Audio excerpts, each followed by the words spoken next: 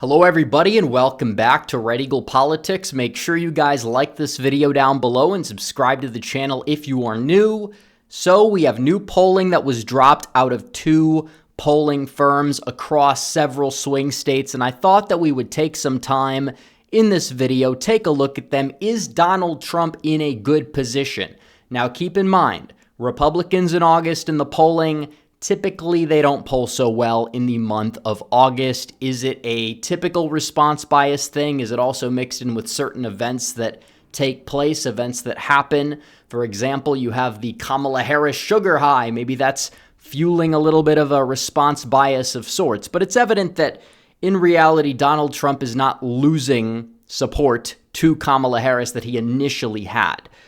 To the extent of Harris galvanizing more people who were anti-Trump but disillusioned with Biden, yeah, that exists. It's going to make the race closer. Doesn't mean that Harris is the favorite, especially given everything that's going on. And even a lot of the national polls are reflecting that to be the case. Now, after the DNC, maybe you see a little bit of a bump there. Who knows what happens? But regardless, we have new polling out of Rasmussen. And you can say, well, Rasmussen's usually a right-wing outlier.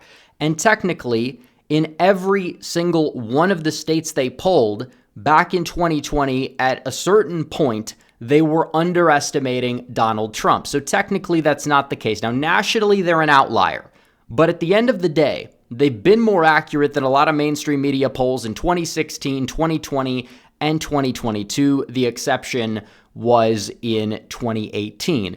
But this is not their national polling that we're analyzing. I know they're a right-wing outlier at the national level. It's very clear. But at the state level, it's a little bit different. They're more accurate, and in most cases, they've underestimated Republicans, in 2020. Look at this. Arizona, they have Donald Trump up by 2. And they do have in the Senate races, you look at this, Kari Lake's running behind, but keep in mind, a lot of those undecided voters, they are Trump voters. If Trump wins the state by enough, the Senate races are going to close in. When people get in that voting booth and they're undecided in the poll and they vote for Trump, usually they vote Republican down ballot. Same thing goes for Michigan here. It's an open seat, so it's definitely a lot closer in the polling. But still, Rogers could outrun Trump. It would not surprise me. But Kamala Harris in Michigan, she does lead by 1, which is fairly in line with my prediction. Now, the full field, is RFK Jr. really eating into Trump's margin at a 3-1 rate? I don't know, but I can't see him getting 4% at the end of the day. And I presume the other 2% probably are eating into Harris's margin as well. And then you look at this Donald Trump in Pennsylvania, he's up by 1%. And in Ohio, Donald Trump is up by 7%, although the Senate race there, for some reason, is not as close as Pennsylvania. At the end of the day, I think Sherrod Brown's going to go down. You've never seen a ridiculous ticket split like that when Donald Trump has been on a ballot before. But for some reason, Pennsylvania's race is closer than you would expect. Maybe it's because McCormick's getting a lot of name recognition from his ads. But either way, Trump is up in Pennsylvania. He's up in Arizona. If that is true, and he's neck and neck in Michigan, which means he's probably taking Wisconsin, Donald Trump is going to be the next president. And if you look at the past polling errors, and the closest poll to August, in Arizona, it was in October 2020, they had Biden up by 2, so it underestimated Trump. August in Pennsylvania was a tie, was dead heat, but their final poll was Biden plus 3 in Pennsylvania. September in Michigan, they released a Biden plus 8. Now, their final poll, I believe it came down to reality a little bit, but still it underestimated Donald Trump. And September in Ohio, it had Biden up by 4 in Ohio. 4. Now, their final poll had Trump up by 4, but even that was a gross underestimation. If you look at polling in Ohio, it is trash because polls cannot reach that Trump voter, that white working class voter. They just can't do it. They just can't. And maybe you had a response bias the other way, back when no Democrat was enthused for Biden. And maybe it inflated Trump's numbers, or maybe Trump was just beating Biden that badly to the point where polls were underestimating Trump against Biden. But I think it's deeper than that when you look at when they polled Trump v. Harris back then. But either way, Donald Trump is in a good position given the current polling, given the biases we usually see in responses in the month of August. And this was not the only poll that was released that showcases this. You look at CBS News, because you talk about Ohio. Their final poll in Ohio had it as a tie. In Iowa, they had a tie back in 2020. But right now, the ties are in Wisconsin. The ties are in Pennsylvania. Trump is up in Arizona. He's up in Georgia. For some reason, he's down in Nevada, which is not the case in a lot of other polling, but he's up in North Carolina. So either way, if you apply this, if Donald Trump gets the upper hand in Pennsylvania and Wisconsin, he gets Georgia, it doesn't matter. He's going to be the president. He's up in North Carolina, according to the polls, and he's hitting 50% in a lot of these states, which, again, they do push the leaners, which is important. Obviously, it's not going to be 50-50 at the end of the day. Somebody has to win, and there are third parties that will be on the ballot that will somewhat eat into that to a certain degree. But still, these are neck and neck states. This is a close election right now when Harris is at her peak, and Trump is polling a hell of a lot better than Biden. In that election, in many cases, was a virtual tie in a lot of these swing states, despite the fact that you had a lot of people that were saying at the time, oh, Biden's going to win Texas, Biden's going to win Florida, North Carolina, Ohio, and Iowa. They said Montana would be close. They said South Carolina would be close.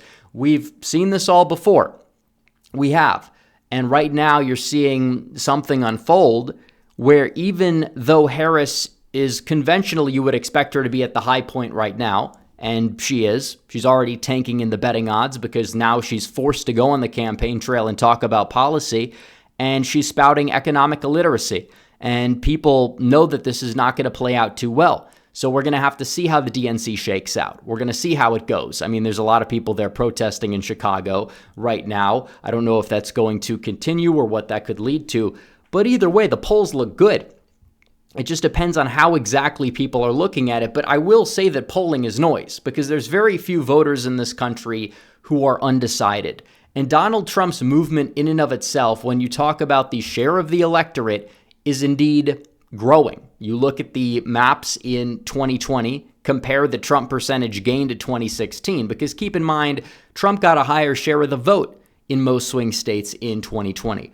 Although, keep in mind, there were third parties in the mix in 2016. Although, if they arise again and they split the anti-Trump vote, well, that's going to be better news for Donald Trump. But you have to compare the Trump vote versus the anti-Trump vote. And if Trump continues these gains in Wisconsin, in Pennsylvania, he's going to hit 50% roughly in both states. Same thing goes for Arizona and Nevada and North Carolina. Georgia's a little bit of a different ballgame, but keep in mind, Georgia, North Carolina, Arizona, all three of those states have implemented some form of election integrity legislation. We don't know what the turnout dynamic's going to be, but this is why it's so important for people to chase as many ballots as possible and get people out to vote, because the polls, they've been all over the place. They were all over the place, at the start of the year. And right now, they are still, in many cases, all over the place, but still looking a lot better for Trump than conventional wisdom would have had the polls look for Donald Trump at this stage in the game. There's a lot that's going to happen. There's a lot that could possibly change, but this comes down to turnout. It comes down to the raw data. You're not going to see 5-point shifts in the race overnight or, 10, 15% shifts in favorability overnight. That's not typically how people operate. Polling on both sides, to be fair, is prone to some sort of a response bias. But what we do know is that there's a lot of people out there in this country that like Trump, and there's a lot of people out there in this country who don't like Trump. And this election comes down to, in several key states, enough key states to give Trump 270 electoral votes. Do the amount of voters that support Trump outnumber those who don't? And judging based off of data, judging based off of what's happening in this country right now, and the fact that Donald Trump is, taking the ad game more seriously, taking the ground game more seriously, etc., in a lot of these key states, I would say that Donald Trump is the favorite. I would say that Donald Trump, it's his race to lose, one could say. So down the stretch, it's important that we get as many ballots in the ballot box by Election Day, because that's going to determine who wins. And it's also one of the reasons why Donald Trump is going to North Carolina so much. It's not necessarily because he's super worried about the state.